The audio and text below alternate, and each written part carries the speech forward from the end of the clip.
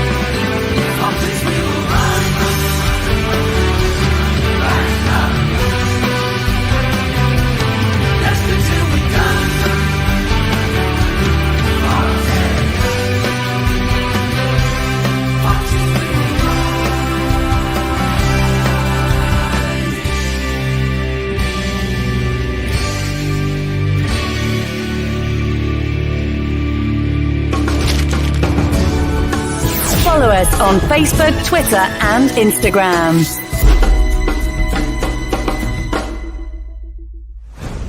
This podcast is proud to be part of the TalkSport Fan Network. TalkSport. Powered by fans. Right, Chris. All right, good evening, hello. Well, good evening, good morning, good afternoon, good day, depending what part of the world you are in. Welcome along to Leicester Till I Die TV. If you're watching us on either YouTube and Twitch, welcome along. Thanks for joining us. And if you are listening on Spotify, Apple, iTunes, Google, or your favorite podcast platform, thank you for lending me your ears. And don't forget, you can always listen back to the podcast on your smart speaker. Just ask it to play the podcast Leicester Till I Die. I don't know why you've got to say it in that order, but that's the way that it works. We have got a little matter of this weekend.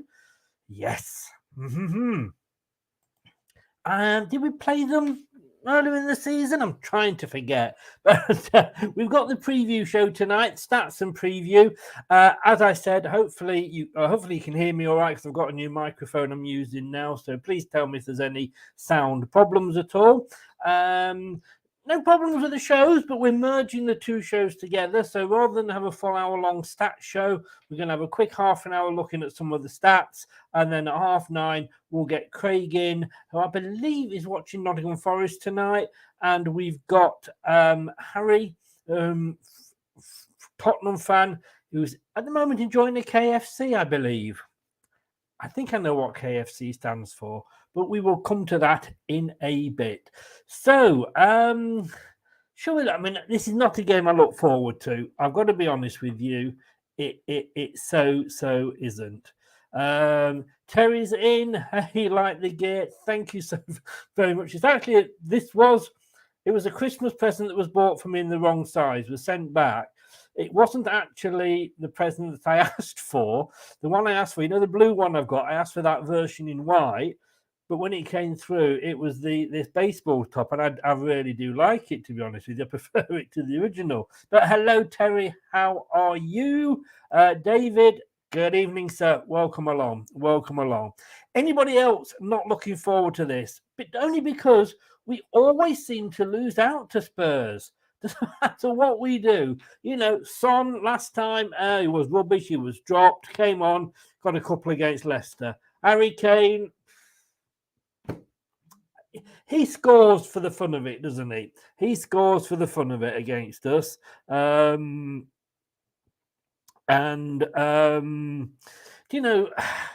just getting a message then.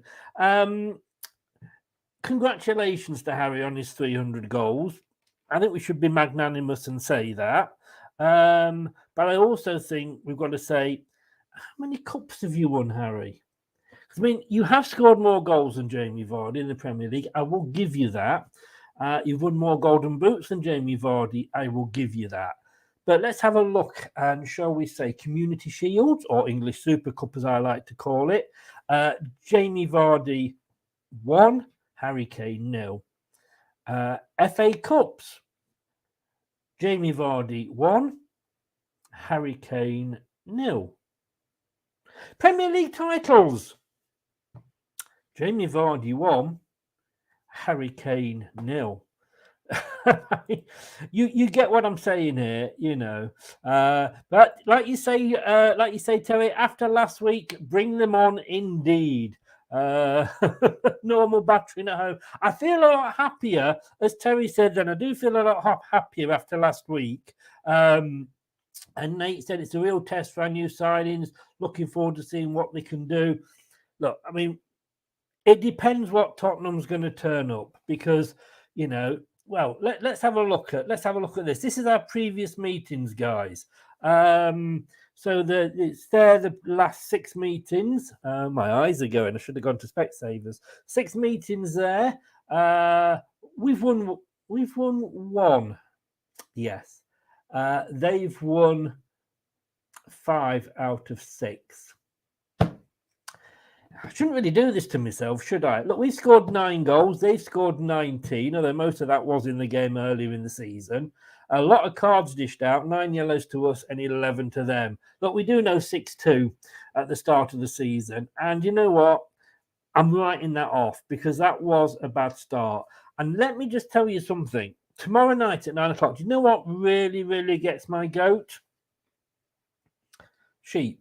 No, what really gets my goat is when you have Leicester City, who were doing our best to try and abide by FFP rules in the summer, so much so that we didn't buy any players.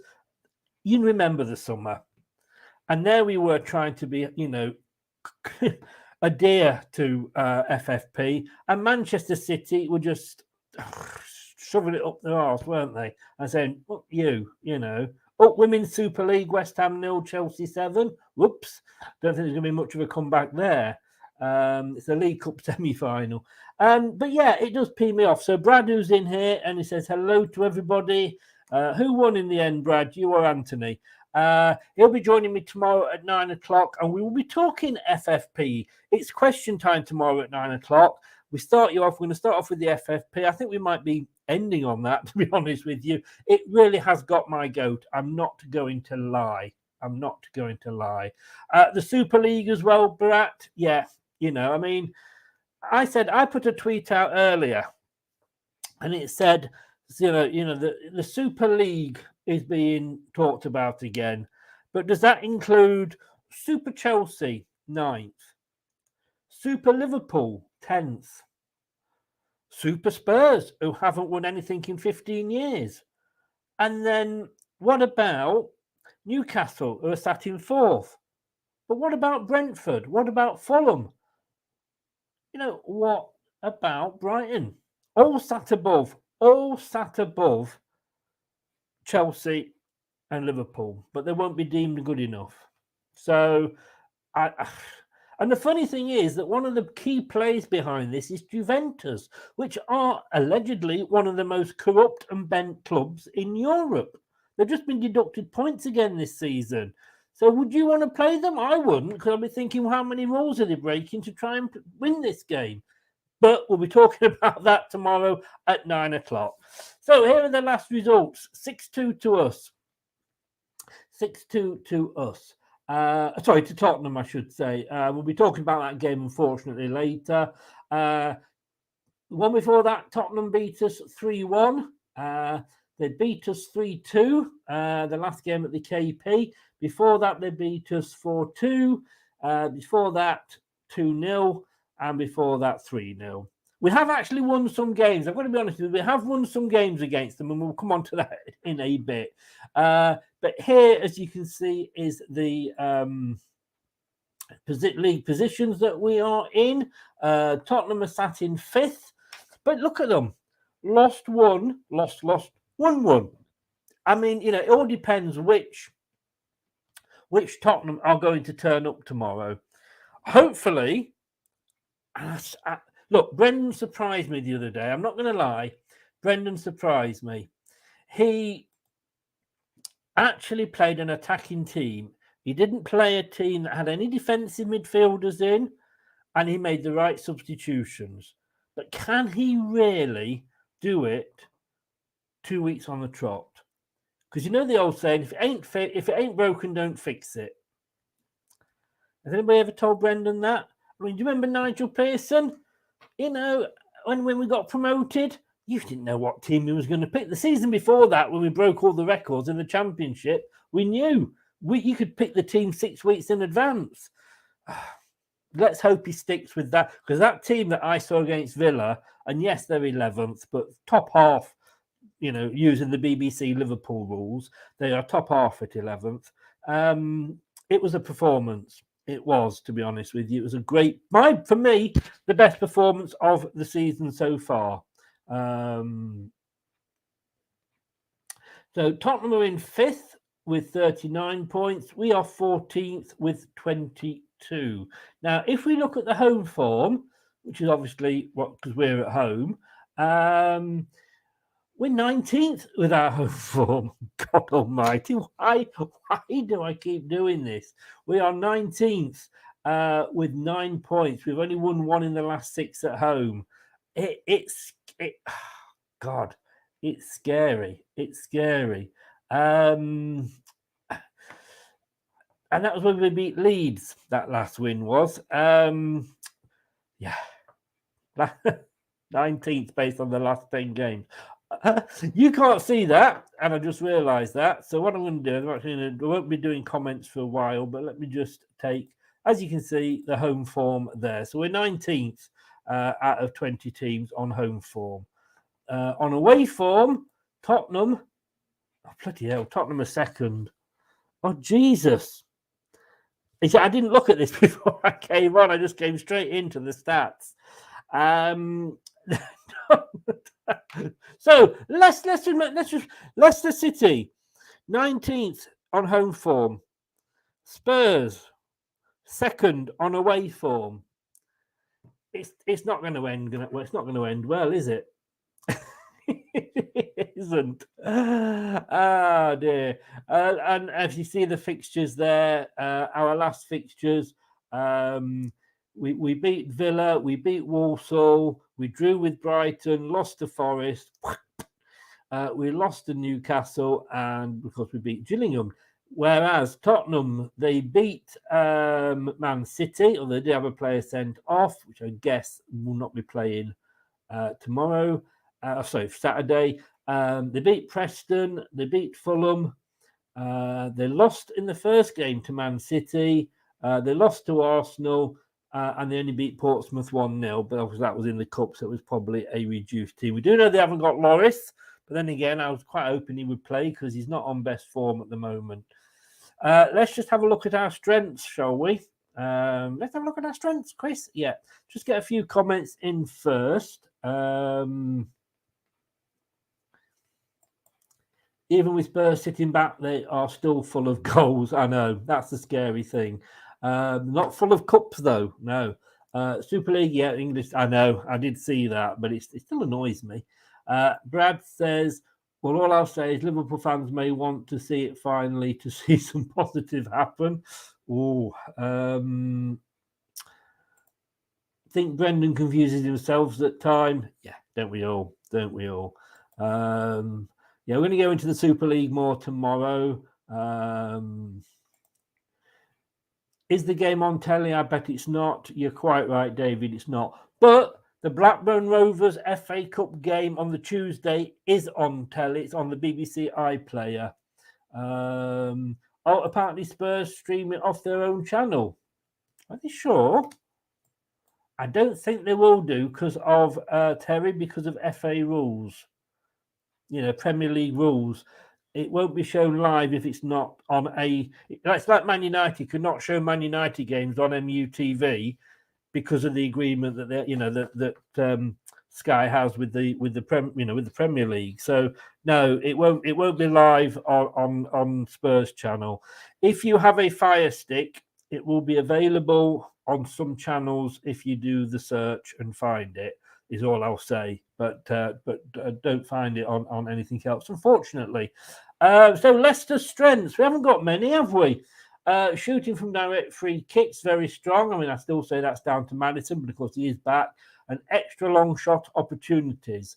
Tottenham's strengths are coming back from losing positions. Yeah, we know that. Creating chances through individual skill.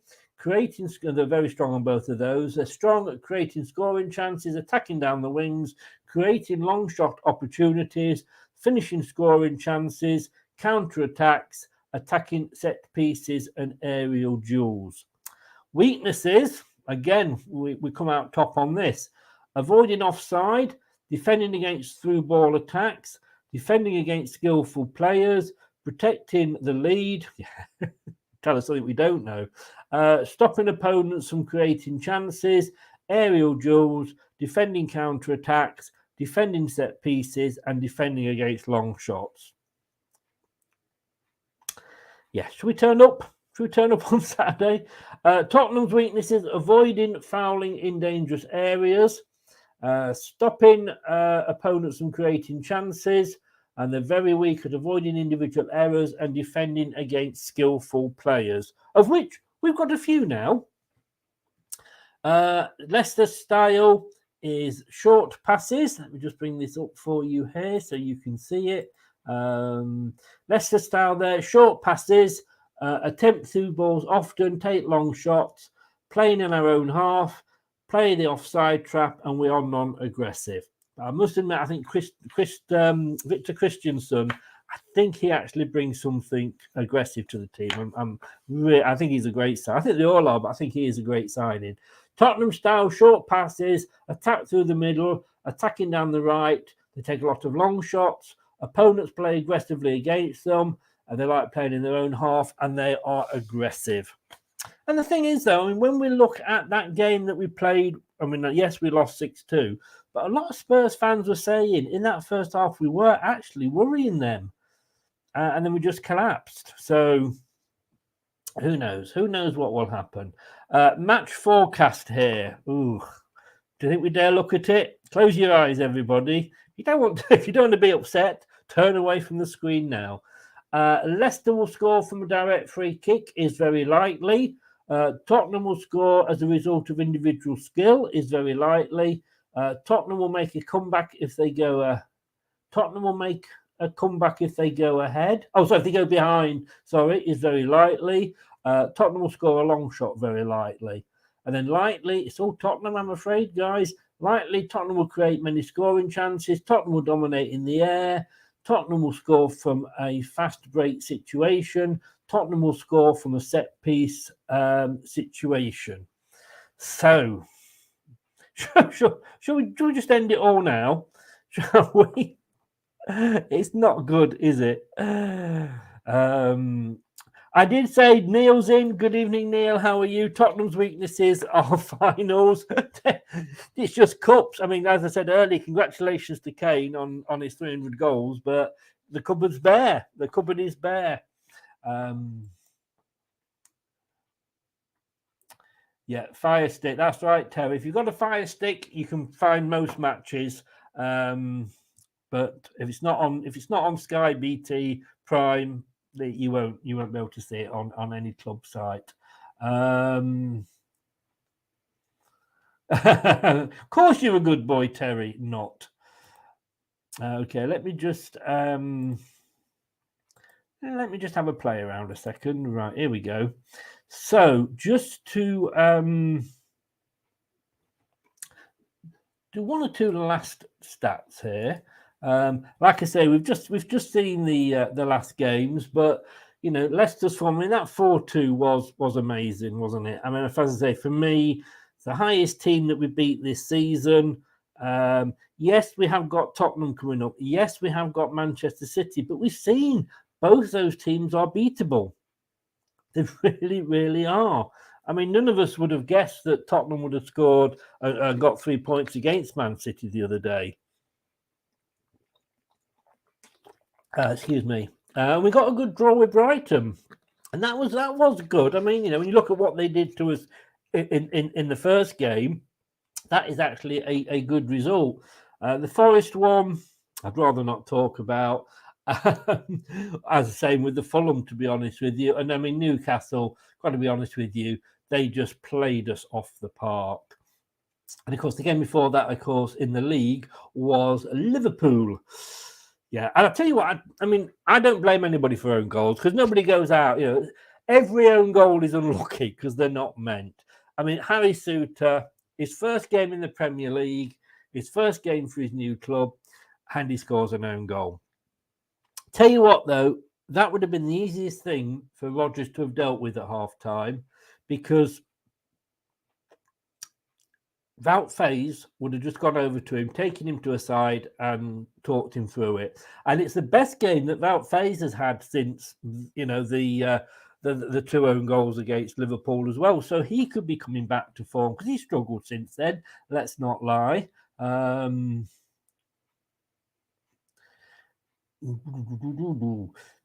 It's like kids going on an adult website. They've got no decent keeper. Well, no. Fraser Foster, I think, is going to be in goal. What a difference one match makes. Hey, it feels so. It does. Totally feels so much better. And yes, we could get stuffed again tomorrow, and we'll all be peed off and calling for Brendan's head. But when you're having the sort of season that Leicester City are having, you take anything you can get. You know, it's one win, but you take it. Yeah. Chris is in. Good evening, Chris. Good morning, good afternoon, good day. How are you? Chris, do you think we missed the option of a big lad that can score headers up front? I mean, that's always an option, but Kelechi didn't do so bad last week, did he? Got his head on the end of something. And we all love a bit of Kelechi, don't we?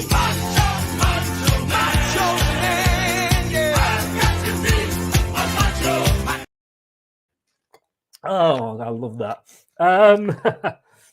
But yes, it's always an option. I mean, obviously, for free kicks, corners, Harry will be going up 6'8", and he can jump, unlike our other 6-foot defender, Dane, who can't jump. He laughs. He did. He got on the end of it. He does like the odd header. I mean, Vardy gets the odd header. He's not known for his headers, though, but I really hope that he doesn't go for Vardy tomorrow because he's just not scoring goals. He's got to start Kelechi. He really, really has.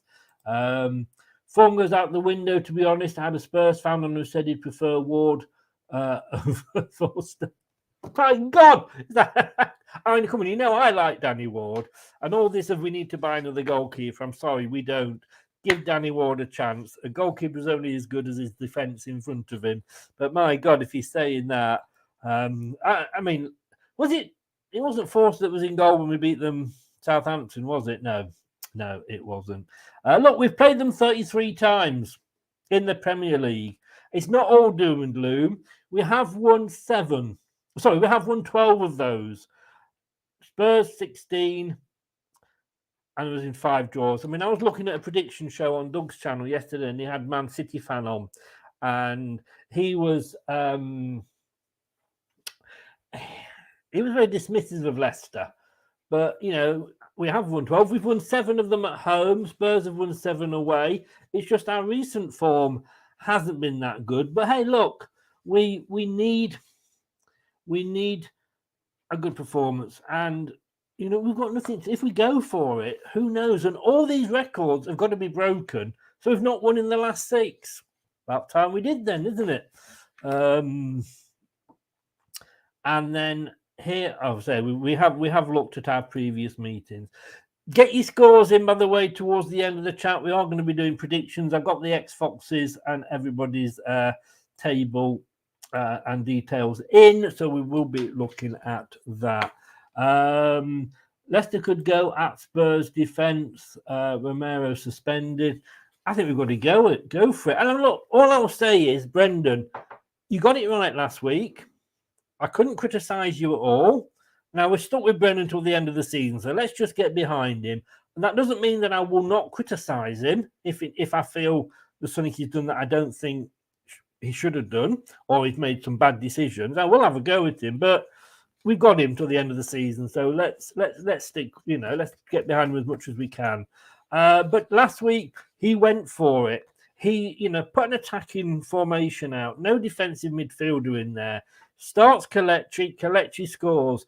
You start for me, and we're going to do a starting 11 last week. But let's just bring up the Villa starting 11 because to me, there's no changes. There's no changes. You just have that team. What do you think about Christensen's passion, says Neil. Also, he's on the left-sided corners as well. Can I just say, by the way, guys, Leicester fans, behind the 90, get over there, check them out. They're a really good Leicester City channel, probably better than this one, if I'm honest with you. Neil is a great host. Anton there as well. Anton there or Anton Debeck? No, Anton's on there as well. Great channel. Get out there and check them out and give them a sub. I love Christensen's passion. Like I said a couple of times, I had a chat with the Danish media outlet BT, which is equivalent of our News International, and they said how passionate it was. Copenhagen Sundays, which is the biggest fan club for them over there, said the same. I love the fact and he wasn't given the ball, but then we scored a goal off it, so we're going to go mad. But I think it was with Barnes, and he'd got the ball and he'd run forward with it, played off to Barnes, and then he was literally shouting and pointing.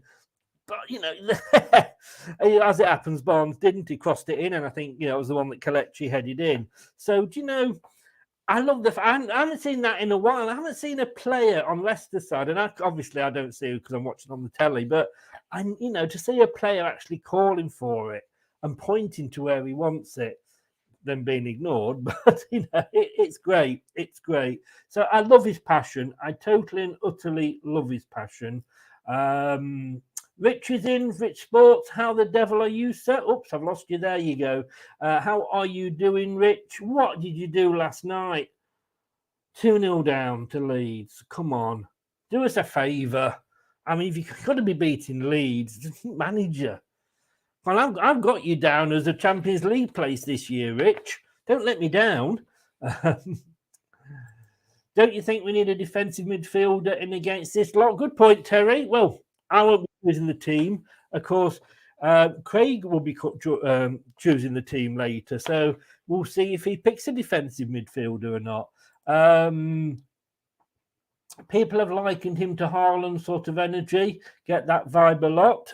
Yeah, I think you could be right, Chris. He was fantastic. Well, all three of them were. Well, Craig was in then, but Craig's gone again. He may come back. I do not know. But yeah, he's. I think it was almost a perfect window. If we could have got the Leeds guy over the line, it would have been perfect. I mean, how must he be feeling now? Right, the club didn't want him because he went, said, "Oh, we'll go to Leicester and have a medical."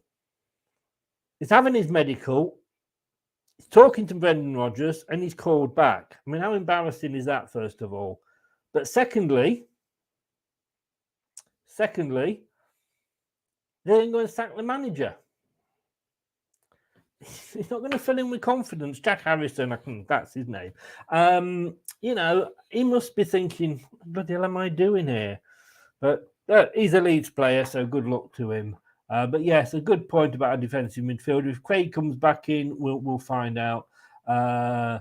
Tough game, but yeah, it is. I mean, Son, he came on and scored 2 against us in the last game when he had been dropped and was out of form. So, God, if he's on form, what is he going to get? And we know that Kane will always get a goal. Right, Craig is back in. He's in and he's out, and he's shaking it all about. Arsenal for life. I hope you beat the Spuds. Thought you might do somehow. Let's just quickly go through these and we can get Craig in. Yeah, tough game against Spurs, but hopefully we stand a chance, says Fab. Nate, to be fair, they saved us from Leeds getting 3 points. Yeah, it's fair point. We'll give them that. Hey, even Bertrand, whoever he is, he's training.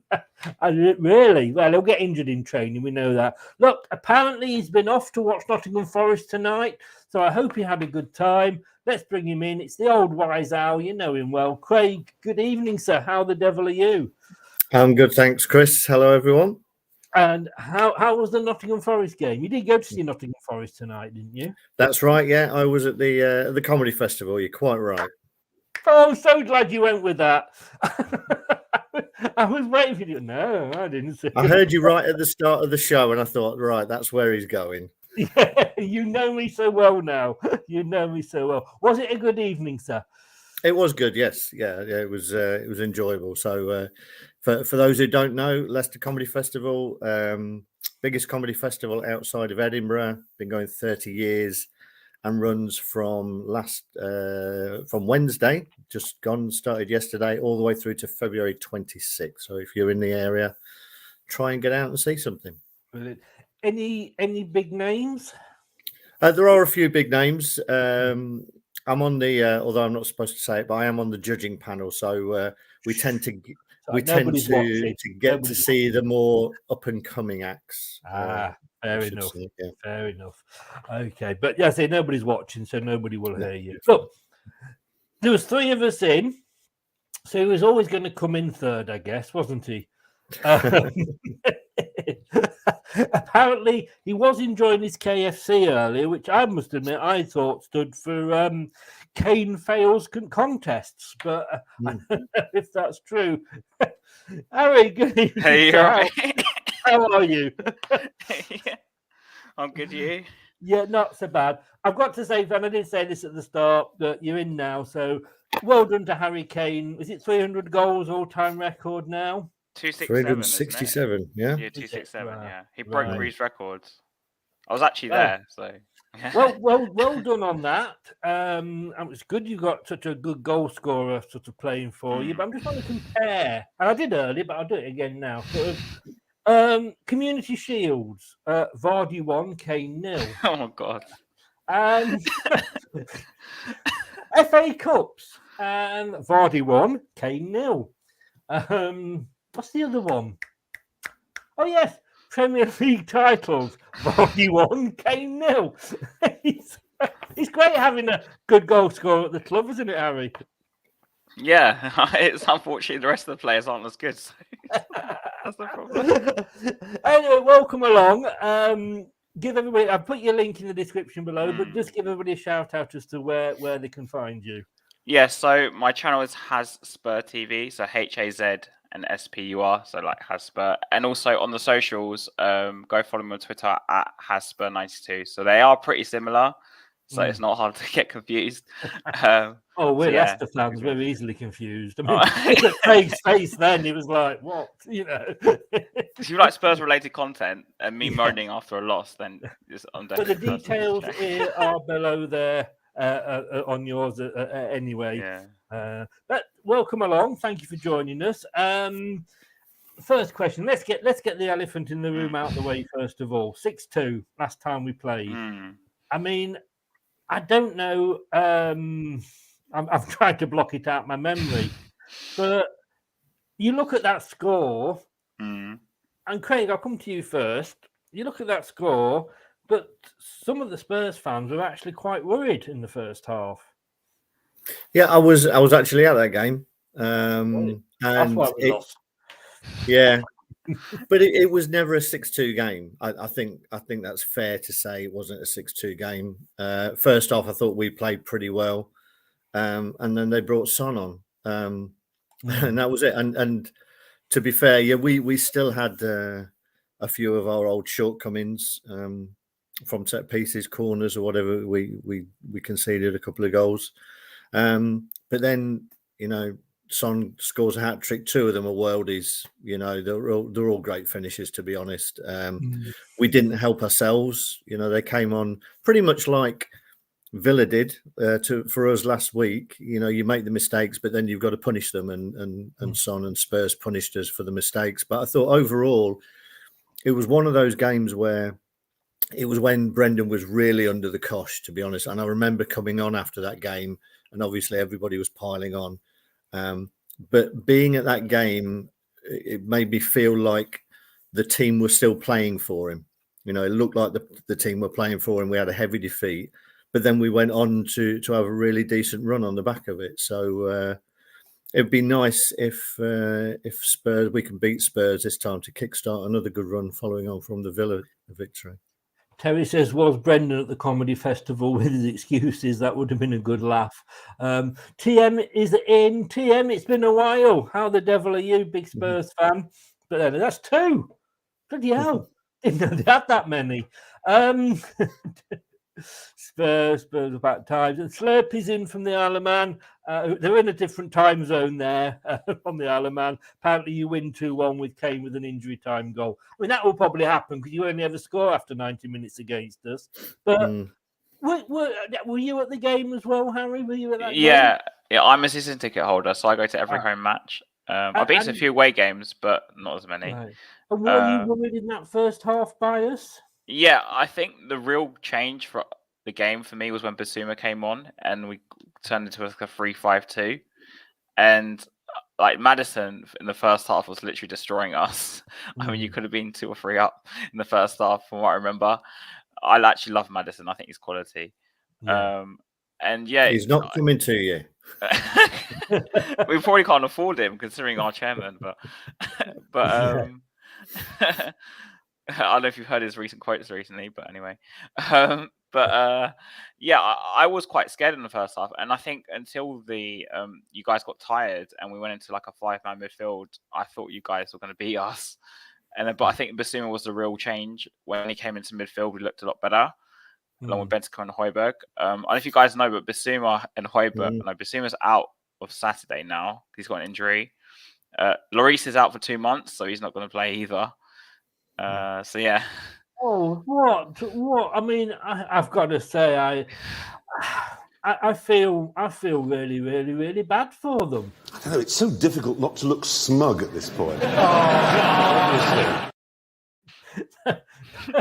tell you what. I mean, at that point, Son had been dropped, hadn't he, before that game because he wasn't on form. Comes on, gets a couple of goals. That's the one game he's performed in the Premier League, I'd say, in that 30 minutes. Or whatever it was, 20 minutes. Apart from that, Son's actually done nothing all season. This is coming from someone who watches him every week. I get a lot of flack for saying this, but because there's a lot of people who defend Son because he has like a big fan base. Yeah. In terms of just because of the way he is as a player, like he's very smiley. He's always very like happy, and and he was our top goal scorer last season in the league. So, and unfortunately, people tend to want to show the past to justify the present and say, oh, he's got credit in the bank. But I'm not kind of fan like that. I kind of just, whoever's on form, I'll play. And if they're not, I'll just drop them. But yeah, it's the only game he's really performed in this season, I'd say. Well, he'll do it again tomorrow. It's Leicester, isn't it? Whatever happens, Kane will score as well. I think Kane is probably going to score. Yeah, I think he likes to goal against Leicester. Brad does ask, though, does Has feel that the Basuma has been a good buy for them? See, the thing with Basuma is I'm kind of in 2 minds about it. So part of me feels like he wasn't an actual Conte signing because Conte doesn't use him that much. And he hasn't really fit the system because Conte predominantly plays a 3-4-3, which most likely we will play a 3-4-3 on Saturday. Yeah, we'll most likely will play that because he's very stubborn. He just doesn't want to change it. So Basuma in a 2-man midfield doesn't look as good, but when he's played in the 3 with Bentancur and Højbjerg, he's actually looked quite good. But I think it's because at Brighton he played in the 3. Correct me if I'm wrong. I think it was a 3. So I think that's maybe part of the issue. I don't know. Stubborn managers, Craig. He's very stubborn.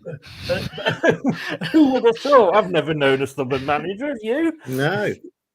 No. Not at all. No, you couldn't say that about Brendan, surely.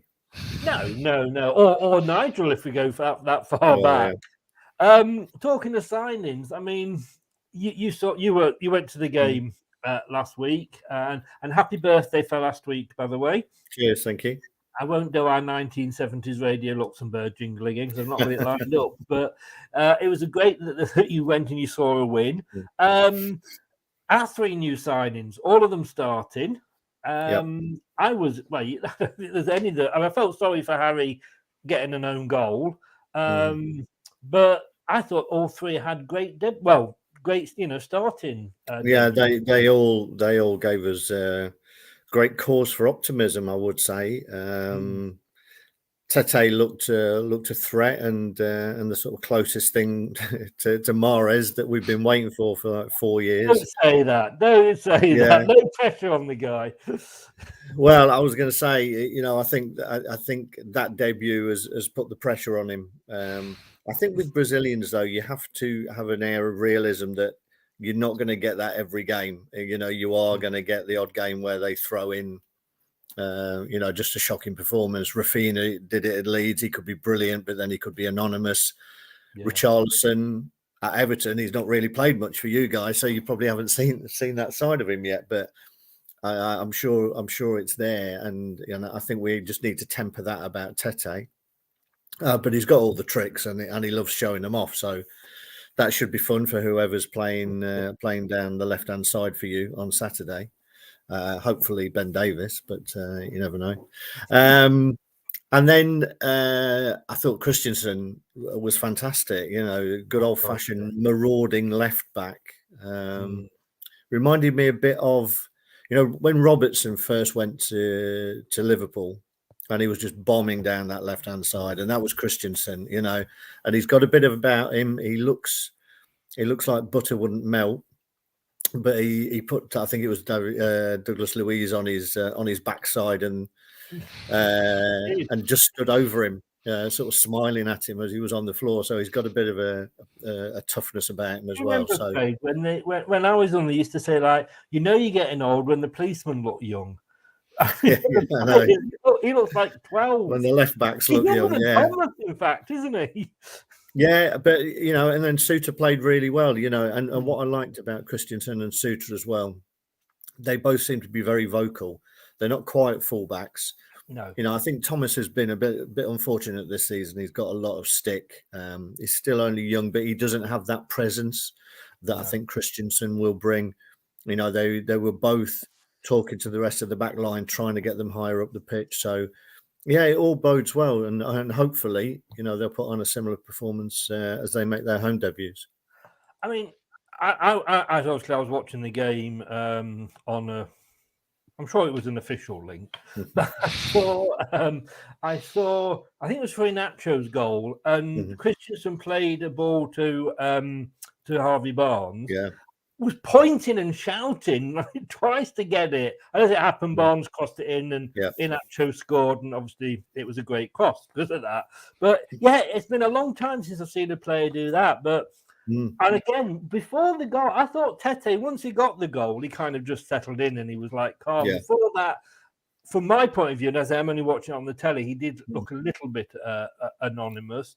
But Suter getting the own goal, I mean, hopefully, I would have thought in that half-time, team talk that Brendan would have just left him to say, right, go on, Wout, go and have a word with him, Yeah, he was unfortunate. If I think there was another one late on in the second half where Castagna did a similar thing and it just looped up over, and it's like every cross that comes in, you've got a chance. You've got a double chance.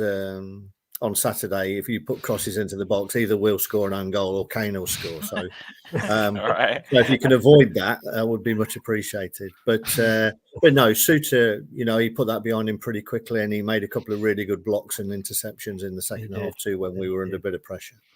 I thought this was going to be the season when Tottenham. I had you at the start of the season. I had you in the top 4. I think I had you possibly even third. I thought, here you got a good manager who comes in. He's not going to stand any nonsense. He's going to stand up to Levy. But you sort of win 2, lose 1, draw 1, win. Look, what is happening with this season? This is like every Tottenham season. So we're like consistently inconsistent. In terms of Conte, I think, again, with every other manager that's come before him, he's not been given the players that he really wanted. I know you might look at some business and think it was very good, but the fact that we went in January, signed Porro to sort of correct the mistake of not signing a right wing back in the summer, and getting Spence instead. I'm not saying Spence is a bad player. In the future, he might be really good, but it kind of didn't bode well. I think Porro will probably start actually on Saturday. I think it's probably going to be his debut because he can't play in the Champions League as far as I know. But with Tottenham, it's like, see, you guys might be quite lucky because we win against some teams like City and we go and lose to like Burnley or something, or go and lose to like another team like that straight You're after. lightning us to Burnley, how dare you? None taken. No, no, and in the sense that we're just very inconsistent. Like last season, I remember we lost. Who was it? We beat City, but we lost to like Southampton at home and some other team at home. I can't remember off the top of my head. Like 2 games before that, and I thought top 4 was done. And we went and win one at City. Then it was like, oh, it's back on again. And then we went and lost again. It's just, we don't make any sense. We literally don't make any sense. It's the problem's the back line for me, most of all, because I know Dyer played all right against City, and Davies that you just mentioned, he was like really, really good, actually. I'm sure 99% of the time they're not very good. So it's like the back line is the real issue, the spine of the team. If you've got Bentancur and Højbjerg are sort of our starting central midfielders who, if they're fit, they'll play. But in centre halves, it's just, and a 3-5-2 especially, it's just shambles. The back three we have is just, Romero's good, but the other two are always not that great. So I think that's the problem. You surprised? Do you think that's sorry, Chris? Do you think that's going to be exacerbated by Lloris not being there, so it's going to be less vocal?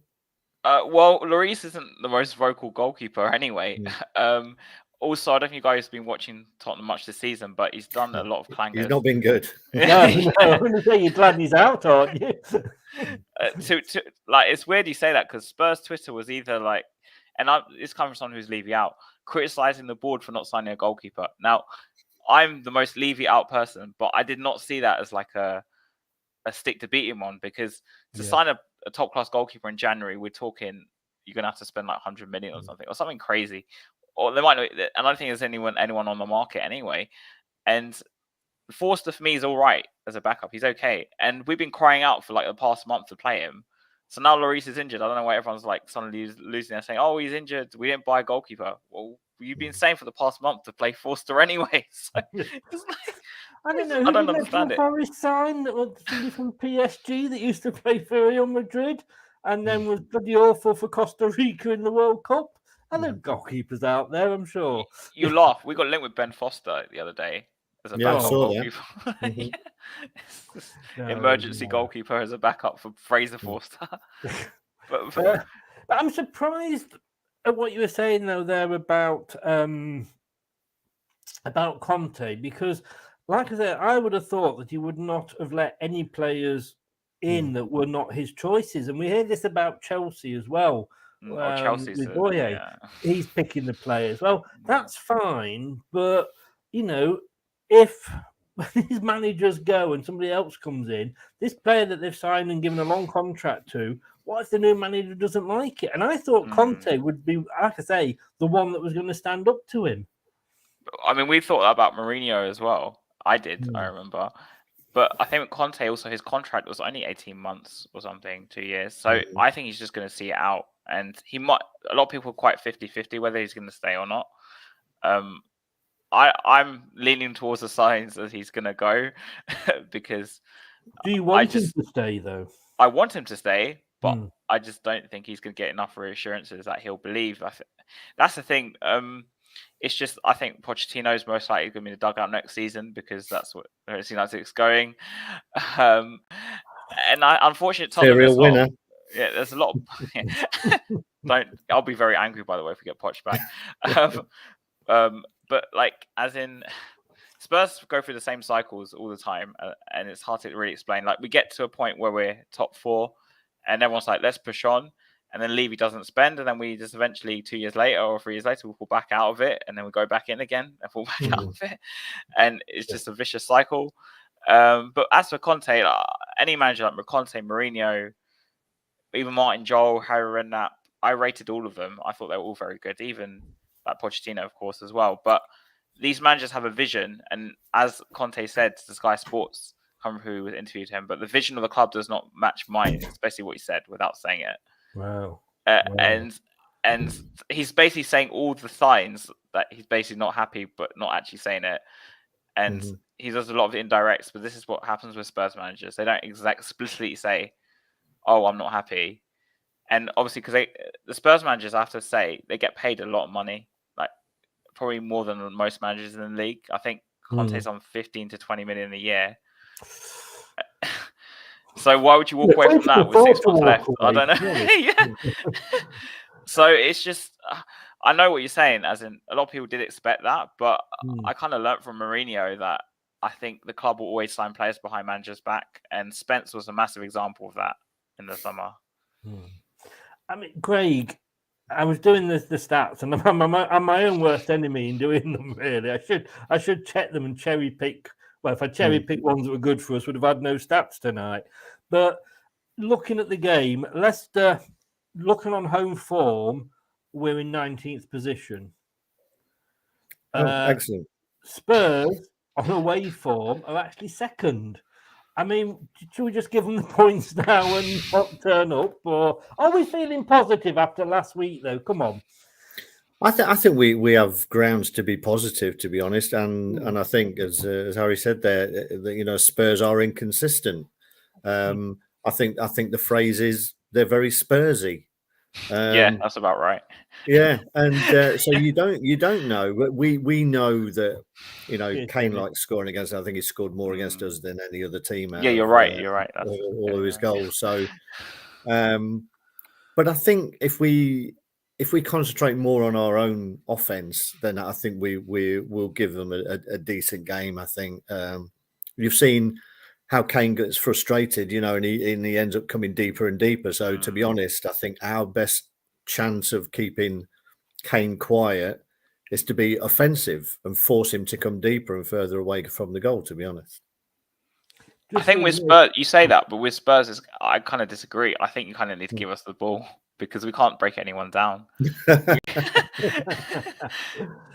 Most games, when we have the ball, we can't break anyone down. The only game where we succeeded doing that was when we play like a 5-man midfield and we have most of the possession, like Brighton away. When we won 1-0, we played a 3-5-2 and we had the majority of possession. But if we would play a 3-4-3, which is most likely, us being possession based in that formation doesn't really seem to work. I don't know why, but I think it's to do maybe with the midfield. I do get it. I mean, when you're at your best, it is on the break when you've got Kane and Son working in tandem. But that just doesn't seem to have happened this year for some reason. Son's just completely. I don't know what's happened to him. It's just a mystery. Shall I cheer you up even more, Craig? Yeah, please do. All right, I was cheering somebody up. I don't think it will be you, though. Spurs striker, as you said, Harry Kane, has scored 18 goals in 15 Premier League games against Leicester, with only Alan Shearer netting more against a single opponent in the competition, which was 20 against Leeds. And I must admit, I thought when you said like the only way we're going to stop him, I thought you were going to say like break his leg in like the second minute or something. Well, to be honest, I mean, Kane is due an injury. He's I'm not wishing one upon him. It sounds like it. It's been very rare that he's gone through a season without his ankle giving way at some point. Yeah. Well, Tottenham have won their last 4 Premier League games against Leicester, the best winning run against the Foxes in their league history. Leicester have kept just 1 clean sheet in their 16 Premier League home games against Tottenham, conceding at least once in all of the past 13 such meetings since the 3-0 win in September 1997. Just points are yours, Harry. I can guarantee you this: there are going to be goals on Saturday. Yes, I think James Maddison has been directly involved in 9 goals in his last 9 Premier League starts, 6 goals and 3 assists, picking up where he left off with a goal against Aston Villa on his return. But Craig, and this is scary, Harry Kane is the top scorer, obviously, for Tottenham, and I think he's on 17 goals for the season. Our top striker, or our top scorer, is Maddison on 8. Yeah. That's the difference, isn't it?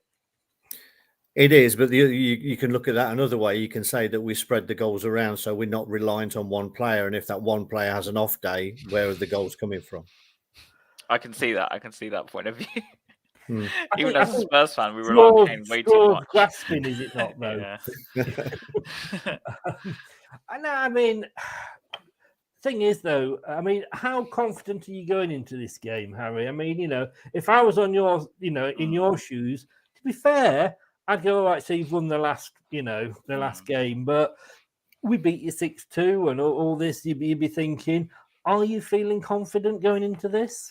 Yeah, I am. Now that Son kind of scored a bit at Preston, maybe he will score a goal, I don't know.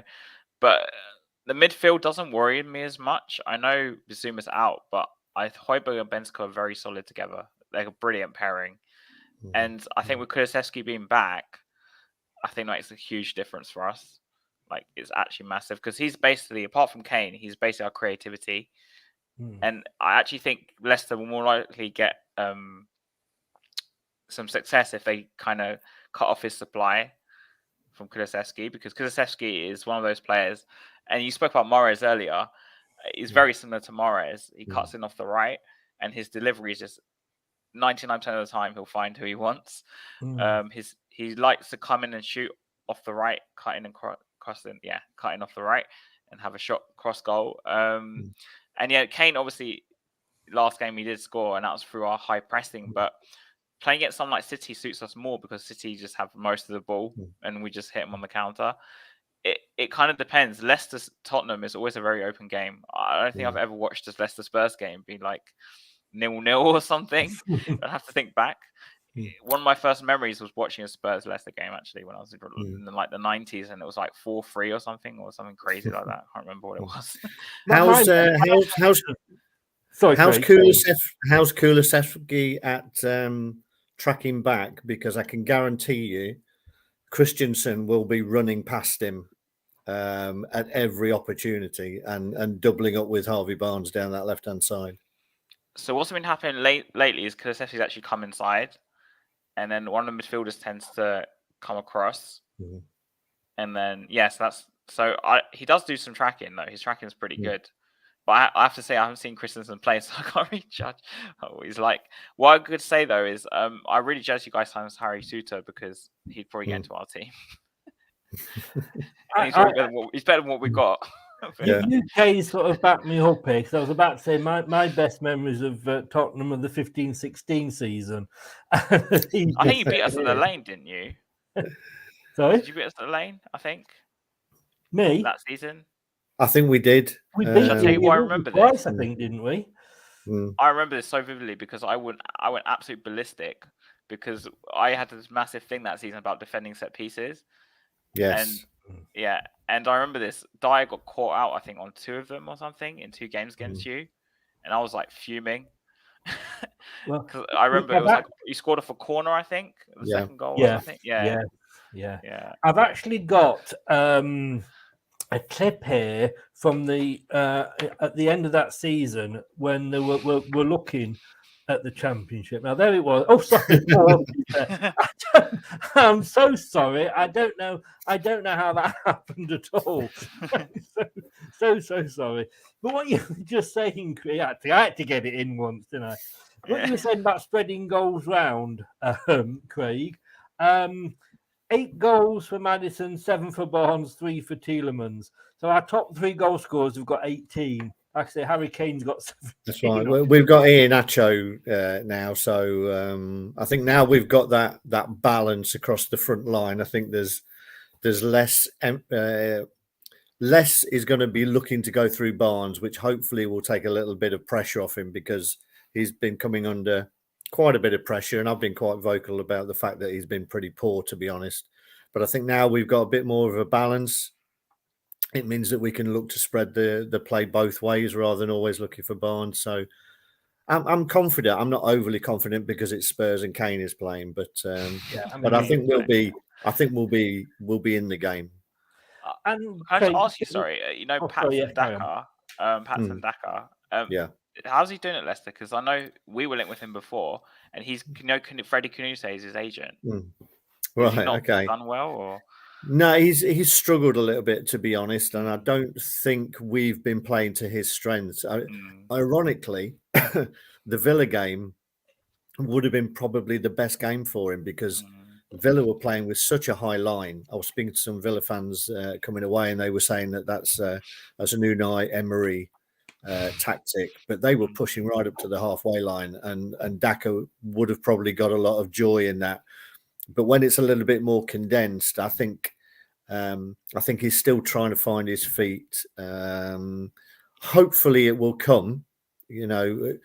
Strikers, it's difficult, isn't it? Because more than any other position, I think you rely on confidence. As soon as confidence starts ebbing away, you have an extra touch or you snatch at something. So it'll be interesting in the summer. I think I wouldn't be surprised if we're still looking at another striker. so isn't Nacho your number one striker now? Because obviously But he Vardy's hasn't been. aged. I He guess. hasn't been. It has been Daka. It has been Vardy, and Iheanacho hasn't played.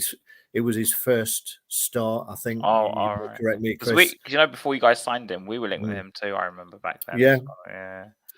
But I mean, Rodgers has come out and said that now he's got a better balance with two wingers. He thinks that will bring the best out in Iheanacho. So hopefully that's the case. I mean, great, totally with what you're saying there, Craig.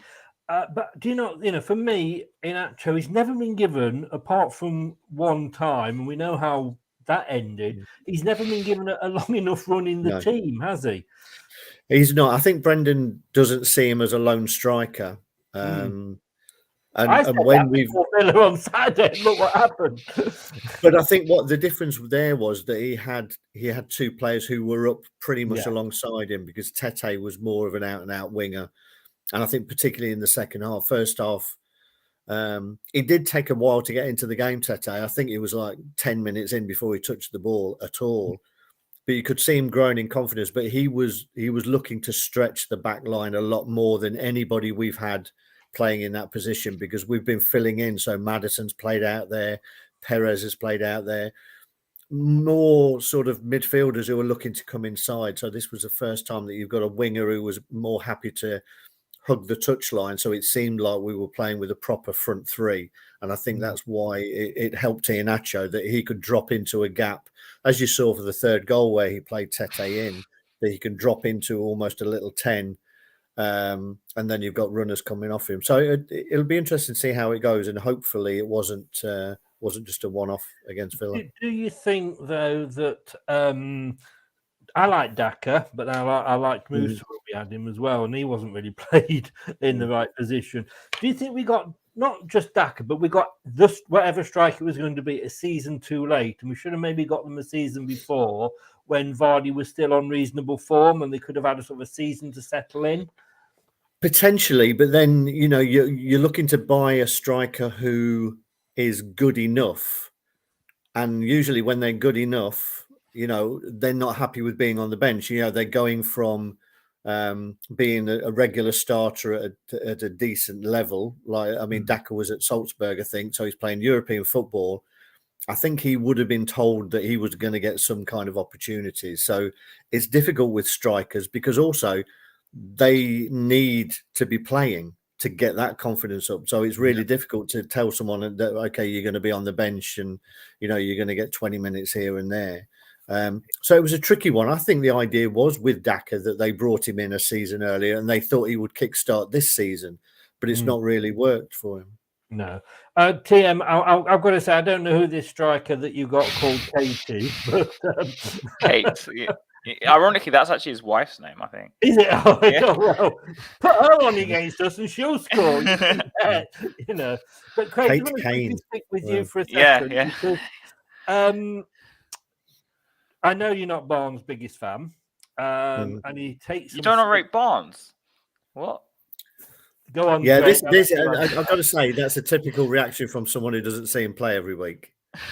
Because we were linked with him every summer. It's not a personal thing. This is just people look at stats and they see that he's got a certain number of goals, he's got a certain number of assists, but he has not been good for most of this season. And I think that comes from the fact that how good he can be. And his levels have just dropped off. And again, it's a confidence thing. and he gets in so many promising positions and he makes the wrong choice, the wrong ball. He's not particularly an intelligent player. Apart from that, I love him. It's like he can't stand him. But no, do you think now, Craig, that we've got that balance, that we'll be less reliant on him? Yeah, because we have. I mean, he came back from West Brom and he probably saved us that season. And there's been a lot of pressure on him. And like I say, the first season he was being, told that he's never sort of taken the risk in having a shot, and the next season he was taking a lot of shots and he was being called greedy. But it's spread out, and the other player as well is Luke Thomas. Like you said, he's a young player, although he's actually older than Christensen. But where would we have been without him? Yeah, I don't like it when people pick on him, to be honest, because he's doing the best he can. I think he's quite an aggressive player. I think positionally sometimes he gets caught out. But then again, young players, you're going to get highs and lows because they rely on confidence. And if confidence is shot and you've been conceding goals, then it's difficult. And I think that's curtailed his opportunities to go forward because he's always worried about what's going to go on behind.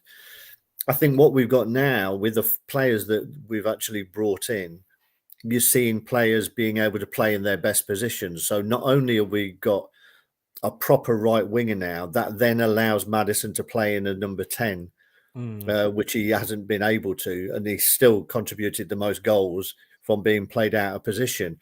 But he looked much more comfortable against Villa when he was in there and he was getting on the ball and creating. So I think the whole shape looks a lot better, and we've got players who are not filling gaps now. They are playing in their best position. So we should be optimistic, I think, for the rest of the season, as long as we can keep everyone fit. And Harry, I mean, you've got this new striker, Kate, which is really worrying me. But I mean, you look at our team, and Vardy has liked a goal against you down the years. But would you look at that team on Saturday without Vardy and go, great, brilliant? Or do you look at it now and thinking like, please play him because he's just not scoring goals? I think either way, it does make a difference. I'm more scared of players like Maddison because I think that guy can just do anything. And even Harvey Barnes, I know you said something about him, but I still think he's very dangerous. But especially in the game we played against you earlier in the season, Maddison was basically running the first half, the first 45, and you should have really scored a couple more goals. And like I said, with us most likely to play a 3-4-3, I think you'll cause us problems. Well, yeah, I mean, hopefully we do in some form or another. I normally at this point say, right, guys, name me a player that's going to worry the opposition or what player. I think I said about 4 times. You know that Maddison and Kane for you. Let's have a look at some score predictions, though. I'm very surprised at this because I do a prediction league with. There's myself, Craig, and Brad, who are sort of Leicester Till I Die people, and we've got ex-Foxes, ex-players in there as well. And I've got to be honest with you, not one of us has actually gone for a Tottenham win this week. I mean, that surprised me. But... I mean, normally, even sort of Ian Marshall, in fairness, ex-player, he's normally quiet. He doesn't sort of hold any sort of... He'll say it as he sees it, but even he's not gone for you to win it. But this is how it's panned out, which is very. Can I just say that I do feel totally and utterly let down by Jerry Taggart. I do wish in a way that he'd gone for 1-2 just to make it just very. The pattern. Yeah, exactly. Brad, I don't know what he was drinking at the time, but I've lost a pint of it. Has gone 4-2. I think again there'll be a lot of goals, and I've always got to go with my team, so I've gone 3-2. Craig, and at this point I would take a draw. I've got to be honest with you. Has gone 2-2. Jerry Taggart's gone 2-2. Ian Marshall's gone 1-1. Ian Wilson's gone 2-1 for Leicester. Steve Linux, who usually does a bit of reverse psychology and does actually go for the away team, But I've got to be honest with you, Harry, I'm really, really sorry, but he can't stand Tottenham. Whoever Tottenham and Arsenal as well, in fairness, whoever they're playing, he will always go for the opposition. Oh, fair enough. If you were playing Tranmere in the FA Cup, Tranmere to win. He would do. But he's gone 2-0 to Leicester. I've got a great clip of him saying, I just can't stand them, And Steve Walsh has gone 1-1. Now I'm guessing that, you've said earlier that you think there's going to be a lot of goals in the game. And presumably you're going to back your own team. What score are you going for? 4-3 Tottenham. 4-3? Serious? Yeah. I tell you what, I'm not going to have a time to nip off for a wee on this watch along. You say that, but I'm like in this game. Whenever we play against you, there's always so many goals. Yes, I don't. Like I said, I don't remember ever. That's the only game actually I remember when it was like just one goal, just off the top of my head, was I went to the Worthington Cup final back in '99. I was only 7, but we won 1-1 in injury time to win the cup. I remember. Yes. Yeah, I was there. Yeah. I think it was Alan Nielsen. Alan Nielsen, yeah. We had 10 men. Robbie Savage got Edinburgh sent off. He did. Yeah, but he was disgusting. He deserved to go, and he was a lucky winner. He really was. Let's think about injury time goals. The Tottenham only like to start playing against us in the 88th minute. Yeah. But last quick one before I let you go, Nate, and then we're going to do just more on Leicester with Craig. But you haven't got Lloris in goal, and a lot of Leicester fans, I'll ask you the same thing in a second, Craig. A lot of Leicester fans are looking at this again, great, but like you say, he's got mistakes in him this season. The fact that he's not playing, how do you feel about that? Are you sort of concerned, or are you, even relieved? It's kind of a bit of both, because in the sense that I think Lloris, what he represents as a club captain in itself is important. But if we look at him on his performances, you'd say, oh, it's not a big miss because he's not been playing well this season at all. And like I said, we've been calling him to play Forster for the past 2 months. So this is why I said to you when I first came on, I don't know why. I understand why Spurs fans are moaning now that we didn't sign a goalkeeper when you've been saying to drop Lloris anyway. So it's just, I was one of them. So why would I go on Twitter and start tweeting something like that when I've been saying to say? But I'm sad Lloris is injured. Regardless, obviously, he's important. Yeah, of course. Yeah. But I don't think it'll be that much of a big issue. More of the issue for me is maybe Basuma, because, like I said in the home match when we played you guys, he was really significant in terms of the midfield 3. He could play Sarr, but I just don't see him playing Sarr or Skip as an extra midfielder. He's very stubborn, so he'll play 3-4-3 with Son, Kane, Kulusevski, Bentancur, Højbjerg. I think Porro might get a start because we've got Champions League in midweek, and I don't think he can play that game. And then probably Sessegnon even, which if Sessegnon plays, I'll be very unhappy if Sessegnon plays. And then the back 3 is just Romero and whoever else. Yeah, Craig, should we be happy that Lloris, like I say, isn't in goal?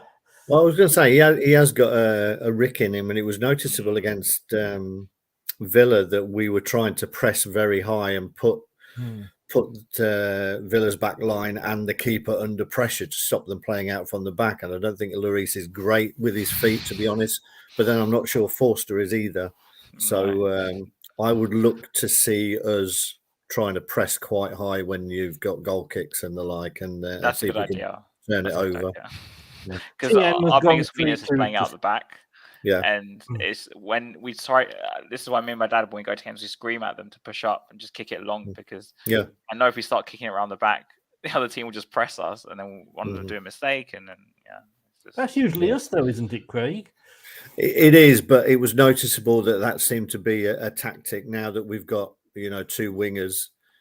We didn't play it out from the back as much, did we? And obviously Villa did, and it played into our hands. Exactly. That was stupid what Villa tried to do, but they didn't really learn from it, and they continued to do it. And so I think we will try and press quite high. Yeah. So TM went 3-2 to Spurs, which again, I would expect it to. Ricardo's set to return as well, Craig. My God, it like all Christmas is coming at once, isn't it? Yeah, no, it'll be nice to see him back. I would think that he won't be rushed back, but I mean, he deserves a decent run because he's been very unlucky with injuries, and when he's at his best, then he's a fantastic a sort of outlet for us as well. Yeah, oh yes, indeed. Harry, thank you so much for coming on. No, it's okay, don't worry. Yeah. I am sorry to have shown the horse picture again. No, you don't. It will just go on and on. I expected as soon as I came on, he was to say something about the title and the FA Cup. Of course, it always will be. Yeah. And it's just like when we get Southampton fans on, we've always got to mention the 9-0. You know, it's there, it's out there. I'm not a lot you can do about it. At least you guys actually won the Premier League and won the FA Cup. Exactly. I haven't seen that in my lifetime. How old are you? Have you got a lot of chance to do it? Well, the FA Cup maybe this year. I don't know. But there's not a 1 in the year. You only win it when there's a 1 in the year. Yeah, we used to say that, but it's been how many years? Since 91, I think people used to say that. Actually. Yeah. 61, I remember. I don't remember, to be honest with you, but I remember the score. Like, just give a shout out again, just quickly, as to where people can find you. Yeah, so please subscribe to my channel. It's Hotspur TV, so HAZSPUR TV. And if you will follow me on Twitter, it's at Hotspur92. So it's very similar. Just follow me and go and subscribe to the channel. It's very similar. They're the same, basically. The link is in the description below on YouTube. So I'll see you tomorrow as well. Yeah, I will see you doing exactly the same thing tomorrow and do it all over again. Yeah. And I'd wish you luck for the weekend, but I wouldn't mean it. Yeah, same with you. Okay, mate. Take care, and I'll see you tomorrow. Cheers, Harry. Thanks. Bye-bye now. Thanks a lot to Harry. I'm back on his channel tomorrow at 7. So just sort of record myself, shouldn't I? Just exactly. Play, But yeah, it's great. I'm looking forward to Ricardo coming back because I even think he could play if Tete's not on form or injured, he could even play that bit further up, couldn't he? But talking of Ricardo, Castagna's worried me. He's not seen to be the player that he used to be this season. No, I think he's had some good games, but he was a bit of a weak link, I would have said. Villa, I think I mentioned in when I came on last Saturday that Villa got in behind him a little bit too often for my liking. They were playing 1-2s around him. Now, whether some of that is because on his right-hand side he had Suter, who, it was his first game. The communication may not have been what it was before with him and Amati, but there was definitely getting in behind him. He's not looked as strong as he has done in the past, to be honest. No, and can you believe? I know. The guy's gone to Saudi Arabia, Ronaldo, and Sky Sports are still giving him highlights because he happened to get a hat trick. I mean, if he can't get a hat trick in every single game for the rest of their season, there is something wrong. But God's sake, Sky, stop licking his arse now. For God's sake, he's moved on. And the back pairing of Suter and Vase, I thought Vase, however you want to pronounce it, came back, probably had his best game since the 2 own goals. Yeah, he looked pretty strong, to be honest. He got away with a couple of tackles that he was probably only an inch or two away from clearing out people rather than the ball, but very aggressive. And I think those two will be a good pairing, to be honest. Suter reads. Obviously, we've only seen him for one game, and I didn't really see him when he was at Stoke, so I can't really talk too much about that. But he looked like someone who could read the game pretty well. And hopefully, if his debut is anything to go by, then he'll go from strength to strength. It was a good debut, and like I say, own goals, they're always unlucky because they say you never mean to score an own goal. But I mean, Faith seemed to come over quite quickly, and like I said earlier, in a way, it was probably good that he'd got those 2 own goals because that could have really destroyed a player. First game in the top flight, first game for your new team, first goal against your own goalie. Yeah, but he just put it behind him. It was one of those things. It wasn't really like he made a horrific No. error or something, or knocked it past his own keeper. It literally was one of those where you just natural instinct is to react to a ball coming across the box. So it was just unfortunate. I've just put James Ward-Prowse into our defence. Okay, then goal as well. He might, at least he'll be able to take goal kicks, won't he? Yeah, true. So we'll have a quick look. I mean, I know what I would do, but what formation do you want to go for? Well, I think it'll be similar to that, but the central midfielder will be more in a 10 role, more advanced rather than defensive, to be honest. Nope, that's taking me the other way, isn't it? Yeah, the other way. There we go. That's probably as close as we'll get. Yeah. Yeah.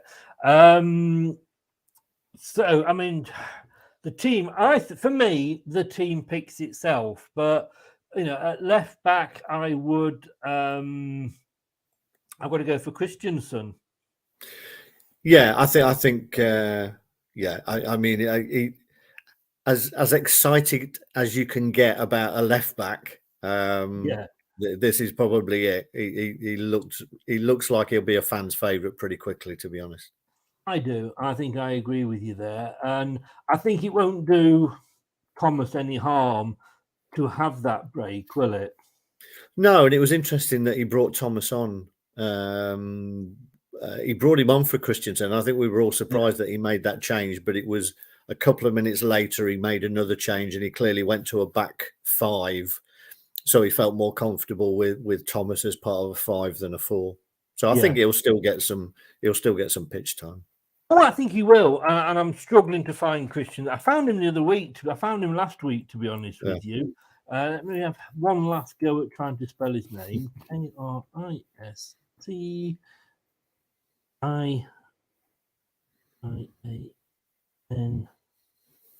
And to be honest with you, there we go. He's under Copenhagen, that's why, but you can't tell.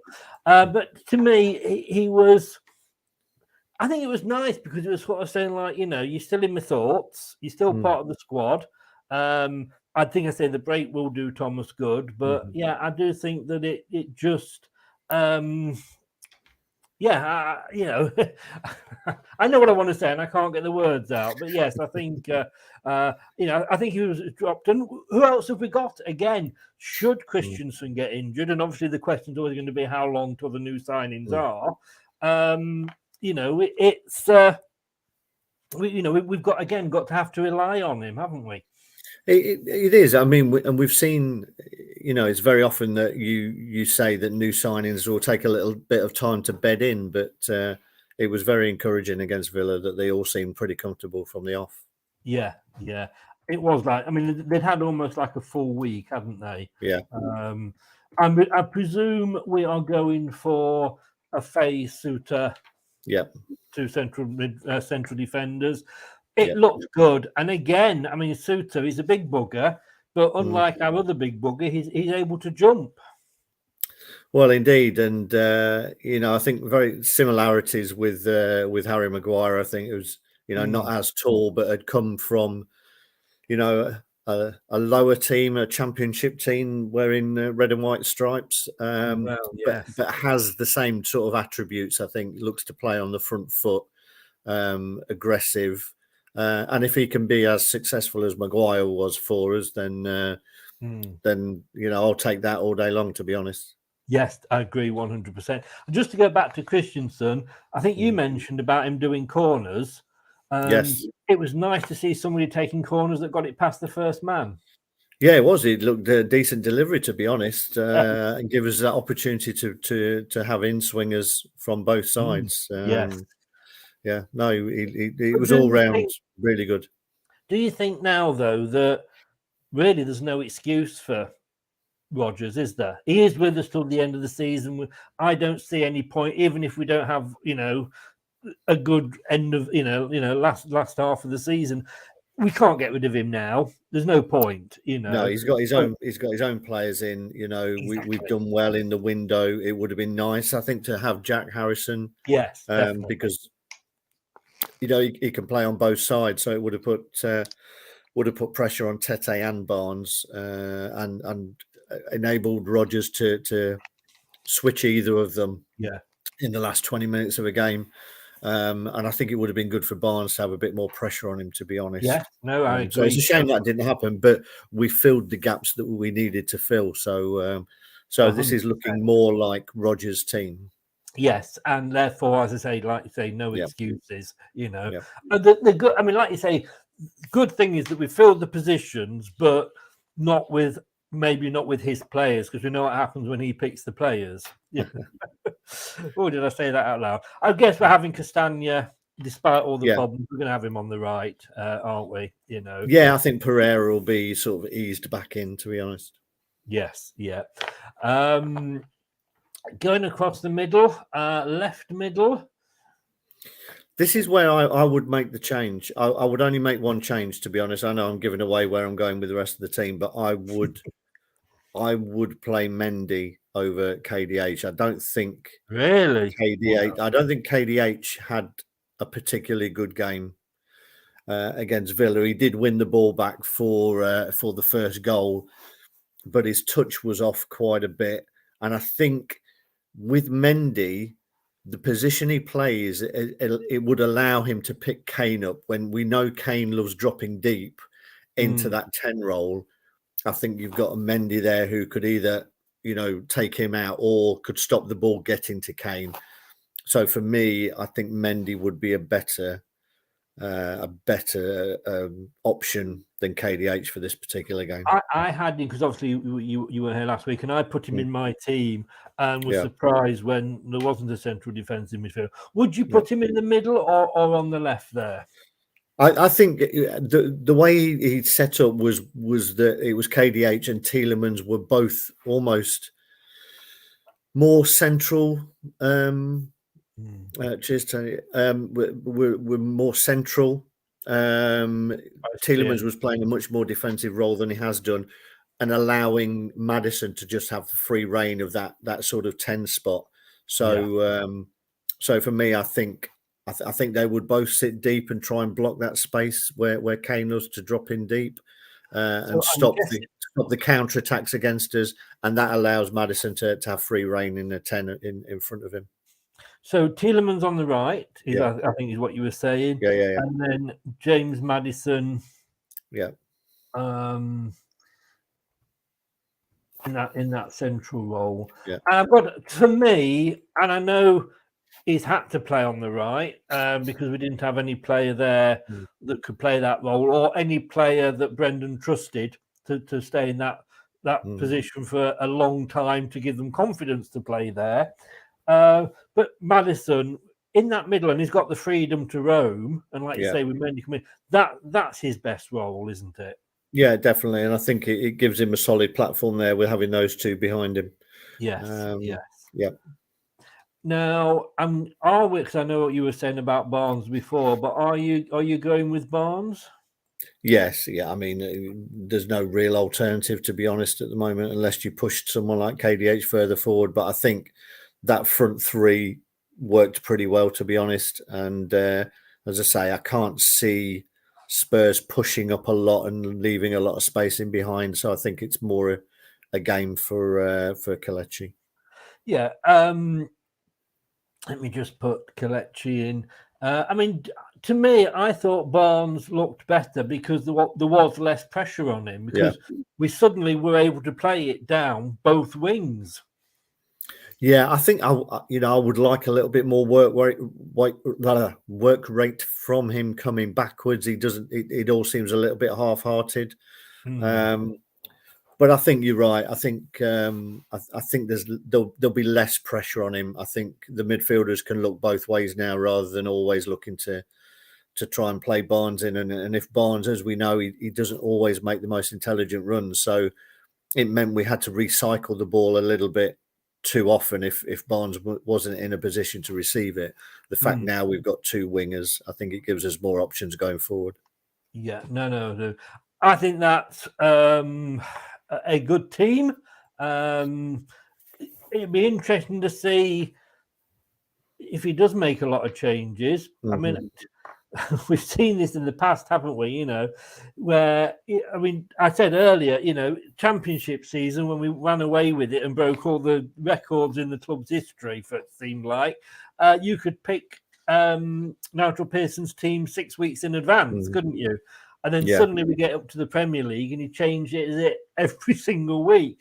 And you've got to, when you've got the winning formula like that, surely you've got to say, oh, am I being naive here?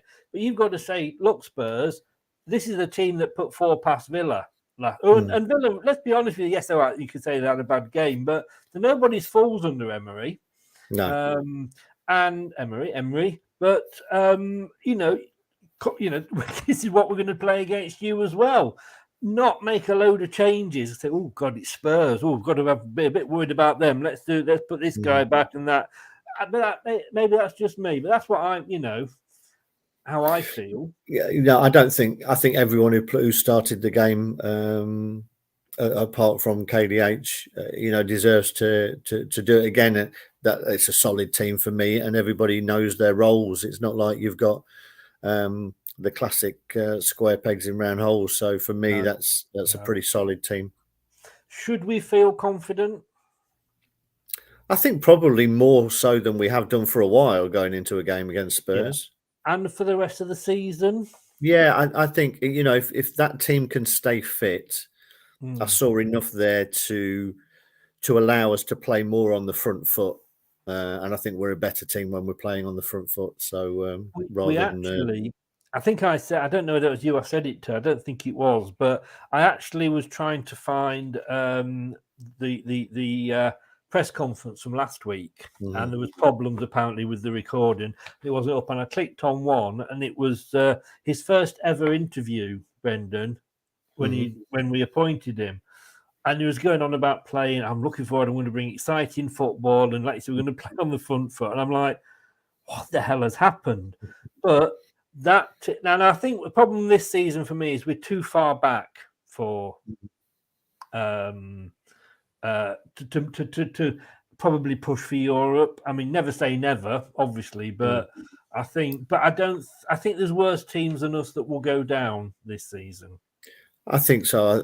I think you've got Everton are going to get a bounce under Sean Dyche, and they'll probably be harder to beat. I don't think they've got a lot of goals in them, to be honest. So, I think it depends on how tight he keeps them. Again, Southampton, same thing. I think you usually look at teams that struggle and they can be tight at the back, but if they haven't got goals in them, then they're going to struggle. And we've got goals in us, and that's what gives me confidence, I think. Yes, yeah. Craig, thank you so much, as always. My wise old owl, it has been a pleasure. And I know you're with us next week, but then you're not with us for a couple of weeks.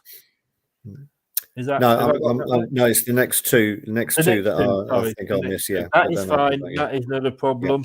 Yeah. Do have lots and lots of fun at the comic festival. Cheers, mate. I'm sure it'll be a laugh. Hey, if you fancy tomorrow, we're doing the question time, the debate show, and we are going to talk in FFP. Believe it or not. Yeah. Right. Yeah. Well, no. To me, just quickly. I know I'm not going to get into a long conversation. We're going to do it tomorrow. But what annoys me is that Leicester, our summer transfer window was ruined because of FFP. In the fact that we were trying to play it, and we've done it in the past. We've been fined, weren't we? In the championship. Yeah. But we were trying to play, do it right and we didn't spend or get players in. And yet Manchester City come apparently for 9 seasons or whatever it is, 9 years, and just bulldoze it. And it's like, well, hang on. Because that's probably ruined our whole season because we're so far behind now. Potentially, I think when you've got as much money as Man City have and Chelsea and these ones, they can afford the best lawyers as well. So it'll be interesting to see if anything sticks. Their lawyer is on £80,000 a day. Yeah, exactly. He was the lawyer that was it a week? I'm not. It's a lot of money anyway. Well, I tell you what, he'll be trying to drag that case out for a long time then. Won't he? But he was Boris Johnson's Partygate lawyer, so Maybe actually he's not that good as everybody says. But if you fancy joining us anytime after 9 o'clock, your input would be more than welcome. But obviously, I know it's Friday night and you're at the comedy festival. So if you can't, I totally understand it as well. Enjoy the game. Cheers, mate. I hope so. And as I say, I hope last week was a start of a good second half of the season to come. I'm dreaming. But this is Leicester. Yes, indeed. We never know. Okay, Craig. All the best, mate. Have a good weekend. All the best to your family. Cheers, Chris. Bye, everyone. And enjoy the match as well. Take care. See you, mate. Bye. Bye-bye. Thanks to Craig there. He does. We only watch it on the telly. He actually suffers at the match. So bless him. But hey, you never know. Next, let's be positive. If we can play like we played against Villa, and you could argue whether Villa were, full speed or whatever, but I just fancy us. I really, really do. Quick one of these. Coming up next on Leicester Till I Die TV.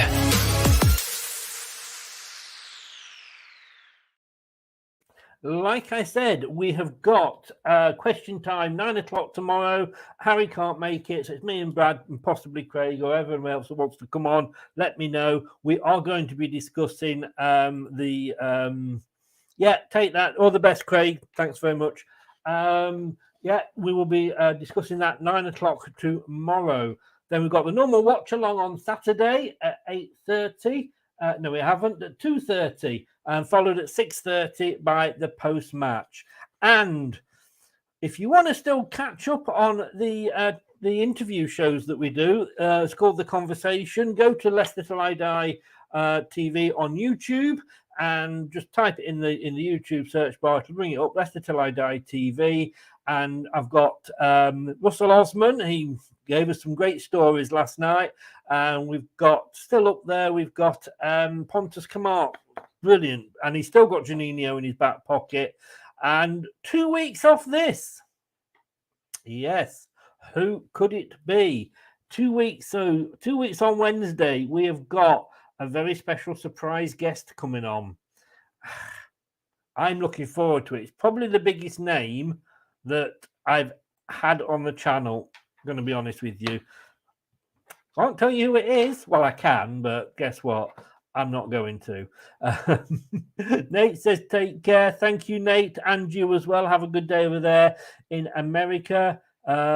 Chris, did your shirt come out of the Leicester shop? It's great. I want one. It is. Yep. Like I say, Terry, the blue one that I had, I wanted the white version as well. So I'd asked for it for Christmas. And this is what came when my daughter ordered it. And I'd given her the actual code. So maybe I saw it wrong. You know what my eyes are like. And it came as this, and I thought, I like this. So, yes, it is from the Leicester shop. Look under the T-shirt. Don't look at the description because you might not find it, but just look at the pictures. Because, like I say, I wasn't expecting this. I was expecting just my blue T-shirt, but in white. But, yeah, I love it. I think it really, really, really does look smart. I think I carry it well, don't you? Yes. I think so. Anyway, guys, thank you so much for watching. Thank you to everybody in the chat. Thank you to Harry. And don't forget, I'm at Harry's channel, Hey Spurs TV. Description's in the link below. I'm on that at 7 o'clock tomorrow, talking the match again. But thank you to everybody in the chat, Craig as well, for watching. And if you've been listening on your favorite podcast platform, be that Apple, iTunes, Spotify, Google, or whatever your podcast platform is, we're part of the TalkSport Fans Network now. Thank you for lending me your ears. You can have them back now. I'm going to go have a rub down with the wet copy of the Daily Mail, and I will see you tomorrow at 9 o'clock. Remember, take care, stay safe, and don't do anything that I wouldn't enjoy. Leaves it open. Good night. This podcast is proud to be part of the TalkSport Fan Network. TalkSport. Powered by fans. That's all, folks. Thanks for watching Leicester Till I Die. This is Chris saying goodbye and see you next time.